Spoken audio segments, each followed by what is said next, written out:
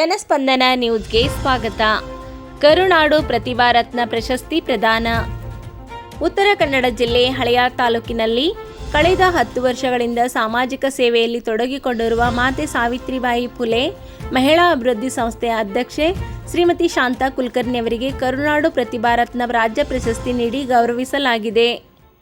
ಶಾಂತಾ ಕುಲಕರ್ಣಿ ಅವರು ಕನ್ನಡ ನಾಡು, ನುಡಿ, ನೆಲ ಮತ್ತು ಭಾಷೆ ಸೇರಿದಂತೆ ವಿಶೇಷವಾಗಿ ಮಹಿಳೆಯರಿಗೆ ಶಿಕ್ಷಣದ ಮಹತ್ವ ಹಾಗೂ ಅರಿವು ಮೂಡಿಸುವಲ್ಲಿ ಹಲವಾರು ಕಾರ್ಯಕ್ರಮಗಳನ್ನು ಆಯೋಜನೆ ಮಾಡುವುದರ ಮೂಲಕ ಸಮಾಜ ಸೇವೆಯಲ್ಲಿ ತೊಡಗಿಕೊಂಡಿದ್ದಾರೆ.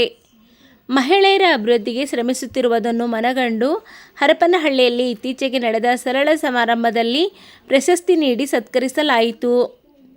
ರಂಗಭೂಮಿ ಕಲಾವಿದ ರಾಜ್ಯೋತ್ಸವ ಪ್ರಶಸ್ತಿ ಪುರಸ್ಕೃತ ಬನ್ಕಾರ್ ಮುಗಪ್ಪ ಸೇರಿದಂತೆ ವಿವಿಧ ಮಠಾಧೀಶರ ಸಮ್ಮುಖದಲ್ಲಿ ಪ್ರಶಸ್ತಿ ಪ್ರದಾನ ಮಾಡಲಾಯಿತು.